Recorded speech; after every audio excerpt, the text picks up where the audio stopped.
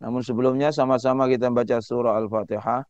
Tunjukkan pada Rasul Sallallahu Alaihi Wasallam, keluarganya dan juga sahabat-sahabatnya, serta pengikut sahabat hingga ke hari kiamat. Tak lupa kepada guru-guru kita, orang tua kita bil khusus mu'alifi hadal kitab, sahibus sirril wafi wal akhlaqin naki wal fahmi sofi, Sayyidina Syekh Ahmad Asrari. Nafa'ana Allah bi wa bi ulumi wa bi asrari bitari. Al-Fatihah. Bismillah. Rasulullah senantiasa waktunya diisi dengan kebaikan, bukan diisi dengan perkara yang sia-sia. Tapi kalau perangai budak-budak kan begitu. Dan melakukan segala sesuatu yang tiada arti, tak ada nilai. Nah ini. Maka sifat kekanak-kanakan itu dibersihkan dari pribadi Rasul sallallahu alaihi wasallam. Oleh karenanya beliau tumbuh dan dewasa dengan perilaku batin yang sempurna, yakni terjaga dan terlindung dari syaitan dan lain-lainnya. Jadi membesar dalam keadaan apa? Senantiasa membesar dalam keadaan baik. Perilaku batin yang baik. Kan? Rasulullah tak manja. Kita ini manja. Rasulullah kecil dan Rasulullah belum lahir, ayahnya sudah meninggal. Kan? Rasulullah terus dijaga oleh ibunya. Tak lama lagi ibunya meninggal. Udah dijaga datuknya pun meninggal. Begitulah Rasulullah sallallahu alaihi wasallam. Sehingga Rasulullah dijaga oleh Allah Subhanahu wa taala. Gumpalan hitam itu diciptakan dalam hati beliau karena termasuk organ tubuh manusia. Memang organ tubuh manusia ada gumpalan hitam, tempatnya syaitan. Nah ini. Sehingga beliau tercipta dengan bentuk fisik yang sempurna. Ya. Jadi memang semuanya bentuknya, anggota organnya macam manusia biasa lah. Tapi kemudian dibersihkan oleh Allah Subhanahu wa taala. Akan tetapi harus dihilangkan karena kemuliaan ketuhanan yang datang setelahnya. Yang bagiannya syaitan dibersihkan. Ya. Bagiannya syaitan dibersihkan. Sehingga tidak ada satupun syaitan yang ada pada diri Rasul sallallahu alaihi wasallam. Sedangkan dalam diri kita ini banyak setan. Syaitan berjalan dalam diri kita majra ka majridam, seperti perjalanannya darah. Sampai menyeluruh dalam diri kita. Maka kata Rasulullah, fadayyiku majariyahu, sempitkanlah tempat perjalanannya itu. Macam mana cara menyempitkan? Dengan mengosongkan perut, dengan puasa. Maka puasa adalah di antara cara melemahkan syahwat, nafsu, dalam masa yang sama juga menyempitkan perjalanan syaitan dalam diri kita. Sehingga beliau tercipta dengan bentuk fisik yang sempurna, akan tetapi harus dihilangkan karena kemuliaan ketuhanan yang datang setelahnya. Sehingga adanya keharusan dihilangkan setelah diciptakan sebagai bukti tambahnya derajat yang tinggi dan besarnya perhatian serta perlindungan dibanding ketika diciptakan tanpa dengannya. Jadi memang begitulah Allah nak angkat derajat Rasulullah sallallahu alaihi wasallam. Jadi tercipta seperti manusia biasa semua anggota badannya seperti manusia semua. Tapi kemudian Allah bersihkan bahagian yang kotor, yang hitam itu. Karena apa? Untuk mengangkat derajatnya Rasulullah sallallahu alaihi wasallam.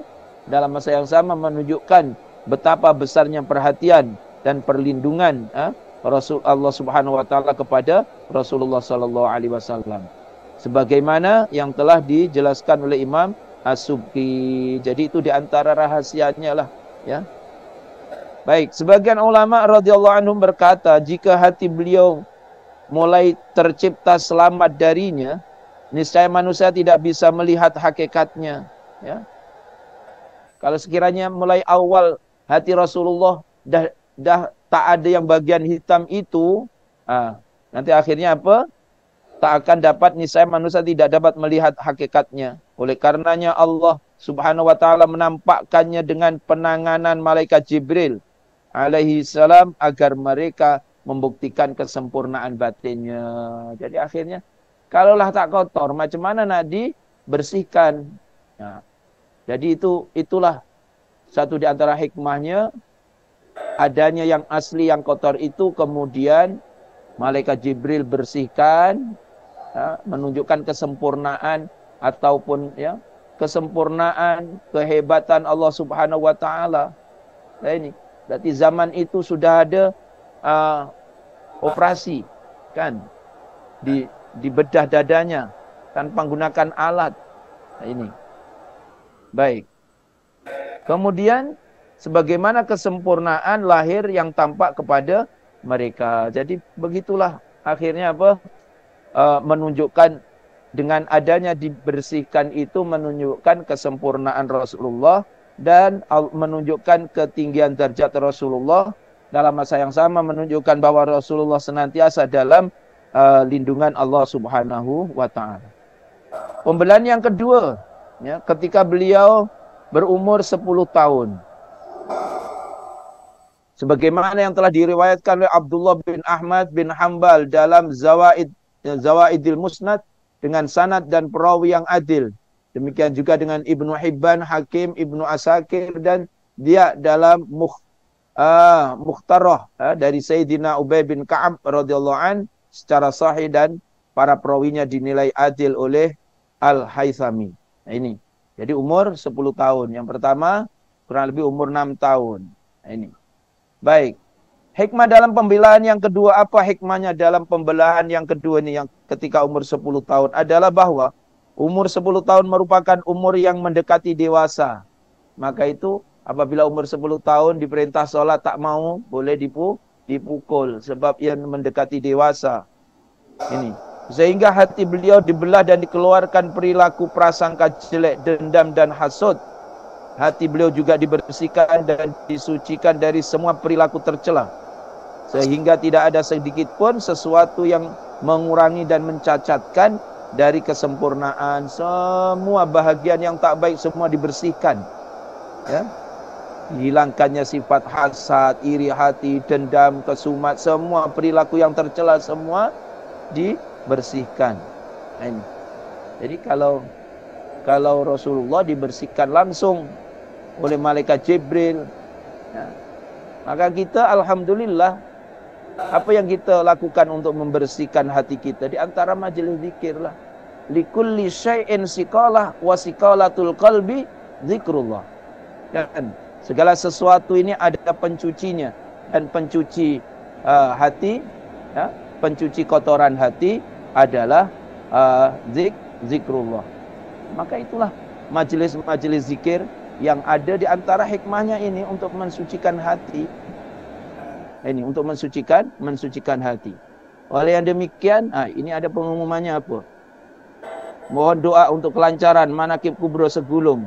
Semoga Allah cukupkan dananya, lancarkan semua segala urusan dengannya, ramaikan jamaah yang datang. Majelis zikir. Dan alhamdulillah, termasuk majelis zikir ini termasuk orang-orang yang pergi majelis zikir dan senantiasa berzikir, termasuk golongan yang termasuk golongan yang menghambat datangnya hari kiamat. Selagi mana masih ada orang yang mengucapkan Allah Allah, orang yang berzikir, tak akan datang hari kiamat. Menunjukkan apabila datang hari kiamat dah tak ada majelis zikir. Jadi sebelum datang hari kiamat, baiklah zikir terus, baiklah majelis zikir, manaqib itu kita pergi, kan, sebelum datang hari kiamat. Baik, itu di antara hikmahnya. Jadi pembersihan hati. Jadi kalau Rasulullah langsung dibersihkan oleh malaikat Jibril langsung, maka kita berusaha membersihkan diri kita masing-masing. Kitalah yang tahu.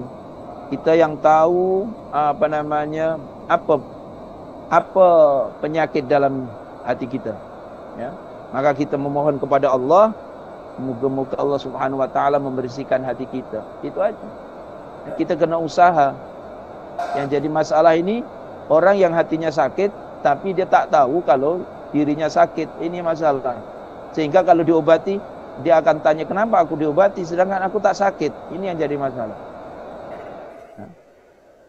Baik, kemudian adapun yang ketiga kalinya ketika beliau didatangi malaikat Jibril alaihissalam dengan membawa wahyu dan beliau diangkat menjadi nabi sebagaimana yang telah diriwayatkan daripada Abu Nuaim, ya, Imam Baihaqi dalam Dalailun Nubuwah, Abu Dawud At-Tayalisi dan Haris dalam Musnad dari Sayyidatuna Aisyah radhiyallahu anha. Jadi ini yang ketiga kalinya saat Rasulullah dah diangkat jadi nabi. Waktu menerima wahyu. Menerima wahyu berarti waktu umur mendekati 40. Semuanya ada hikmah. Ini. Sebab Rasulullah akan menjadi pemimpin, akan menjadi rasul. Baik, hikmah pembelaan yang ketiga adalah penambahan kemuliaan dan anugerah ketuhanan agar beliau menerima wahyu dengan hati yang kuat dalam kesempurnaan perilaku batin yang suci dan disucikan. Sebab umur 40 adalah umur umur yang matang. Nah, ini umur 40 adalah umur yang matang. Jadi bukan main-main. Kalau di Indonesia dulu kan persyaratan jadi presiden, wakil presiden umur 40 itu bukan main-main, sebab yang dulu yang memulakan, yang menyusun itu semua ulama-ulama tahu rahasianya.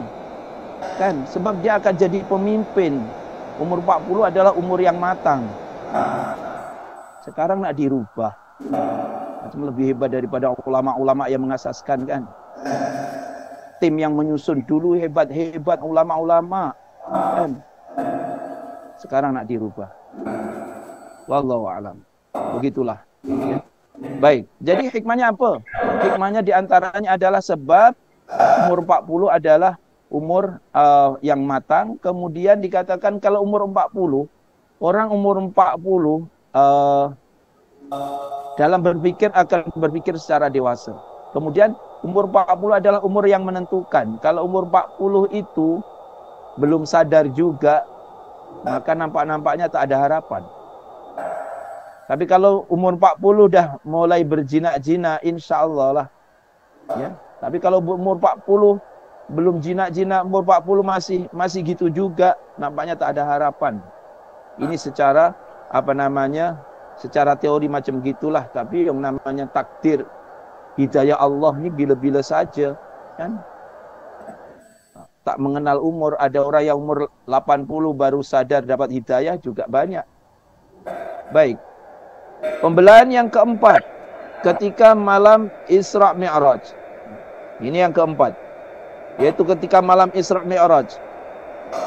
Sebagaimana riwayat Syekhani dan Imam Ahmad dari Sayyiduna Qatadah, dari Sayyiduna Anas, dari Sayyiduna Malik bin Sa'sa'ah radhiyallahu anhum.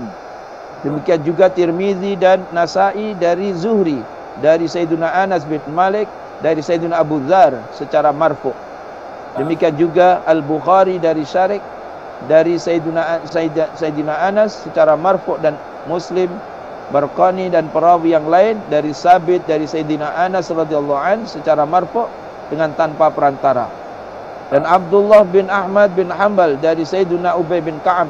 Demikian juga Imam Bazzar, ya, Abu Ya'la, Abu Jarir At-Tabari, Muhammad bin Nasr Al-Maruzi, Ibnu Hatim, Ibnu Mardaweh dan perawi yang lain dari Sayyidina Abu Hurairah radhiyallahu anhu. Ini yang keempat, ya. Jadi bertahap-tahap pembersihannya. Nah, ini Rasulullah nak berangkat menuju Allah Subhanahu wa taala. Sebelum berangkat peristiwa Isra Mi'raj dibersihkan. Maka kalau Rasulullah sebelum Mi'raj dibersihkan, dibedah dadanya, maka kita apabila kita nak menghadap Allah Subhanahu wa taala juga dibersihkan dosa-dosa kita, yaitu menerusi wudu. Sebab as-shalah mi'rajul mu'min. Salat adalah mi'rajnya orang yang beriman. Kalau Rasulullah Mi'raj bertemu dengan Allah, maka orang beriman saat yang paling dekat dengan Allah adalah saat dia sujud. Maka itu sebelum kita laksanakan solat, kita bersihkan, menerusi wudu. Ya. Maka hakikatnya wudu bukan hanya menghilangkan najis hadas saja, tapi wudu juga membersihkan daripada dosa-dosa sebelum kita menghadap Allah Subhanahu wa taala. Jadi kalau Rasulullah dibersihkan dengan air Zam-Zam, kita bersihkan dengan wudu kita. Baik. Kemudian Hikmah pembelahan yang keempat, ya. Hikmah pembelahan yang keempat, sebagaimana yang dijelaskan ulama ma'rifat billah, adalah penambahan kemuliaan, keagungan, anugerah, ketuhanan, persiapan dan kesiapan dalam bersimpuh di haribaan Allah Subhanahu wa taala. Ini pentingnya begitu. Maka itu kita diajari apabila sebelum sholat, kita diajari wukuf qalbi. Kita diam. Diam, kita beristighfar. Sebelum kita takbir itu kita diam, kita istighfar, minta ampun kepada Allah Subhanahu wa taala. Mengakui dosanya. Kalau kata Yai, jangan yang disalahkan setan aja. Belum apa-apa nak sholat, qul a'udzu birabbin nas. Tapi dosa sendiri tak dimintakan maaf. Nah ini. Maka sebelum kita baca qul a'udzu birabbin nas, kita istighfar, astaghfirullahalazim. Ya, walaupun tadi waktu wudu kita sudah bersih insyaallah dosa-dosa kita bersama dengan tetesan air wudu, kemudian disempurnakan dengan wukuf qalbi. Ya, saat kita sebelum takbir kita diam, hanya yang diingat Allah Subhanahu wa taala. Dengan dalam keadaan seperti itu kemudian lisan kita terucap Allahu Akbar. Al-Akbar huwallah. Yang maha besar hanyalah Allah Subhanahu wa taala. Allah maha besar. Allah maha besar. Tapi masih ada cakap juga, ini juga besar, ini juga besar. Tapi Al-Akbar huwallah. Yang maha besar hanyalah Allah Subhanahu wa taala. Maka itu sebelum pelaksanaan, sebelum Rasulullah sallallahu alaihi wasallam Isra Mi'raj, Rasulullah dibersihkan lagi tadi itu, diantaranya hikmahnya penambahan kemuliaan, keagungan, anugerah ketuhanan, persiapan dan kesiapan dalam bersimpuh di haribaan Allah Subhanahu wa taala. Bermunajat dan menyaksikan nur cahaya. Sebab ini akan perjalanan yang luar biasa. Perjalanan menembusi menembusi masa. Dalam perjalanan itu Rasulullah melihat apa yang telah berlaku dulu, yang pernah berlaku. Kan Rasulullah melihat mencium bau harum, itu kuburannya siapa? Padahal itu kan masa dulu. Rasulullah juga melihat kumpulan kafilah unta. Berarti Rasulullah melihat apa yang terjadi saat itu. Dan Rasulullah melihat nanti apa yang akan terjadi di akhir zaman. Berarti merintasi masa. Baik, kemudian. Jadi untuk kesiapan dalam bersimpuh di haribaan Allah Subhanahu wa taala, bermunajat dan menyaksikan nur cahaya, sirri rahasia dan tajalliyat, yakni penampakan kebesaran, keagungan dan kemuliaan dan keindahannya. Begitulah ya nawahib. Ini dalam kitab tersebut ya. Alimu auladakum, alimu auladakum mahabbatar rasul. Ajarkan anak-anak kamu cinta kepada Rasul. Jadi maksudnya apa? Begitulah Rasulullah sallallahu alaihi wasallam menjalani pembedahan itu sebanyak 4 kali. Setiap perjalanan, setiap pembedahan ada hikmah masing-masing. Baik, itulah ikhwan, akhwat yang dirahmati Allah Subhanahu wa taala, ya, apa yang boleh dikongsikan hari ini. Maka moga-moga dengan kita melihat bagaimana kehebatan Rasulullah sallallahu alaihi wasallam, keagungan, ketinggian derajat Rasulullah sallallahu alaihi wasallam, kita semakin mengenal siapa Rasul. Moga-moga dengan kita mengenal siapa Rasul, Allah akan tanamkan rasa cinta kepada Rasul. Kalau sudah ada rasa cinta kepada Rasul, insyaallah kita akan mau berusaha mensuri tauladani Rasul. In kuntum tuhibbunallah fattabi'uni. Moga-moga Allah Subhanahu wa taala tanamkan dalam jiwa kita, dalam jiwa anak cucu kita mahabbah dan cinta kepada Rasulullah sallallahu alaihi wasallam, sehingga moga-moga dengan cinta itulah Allah akan mudahkan kita, anak cucu kita, untuk mengikuti sunnah Rasulullah sallallahu alaihi wasallam, insyaallah. Amin ya rabbal alamin.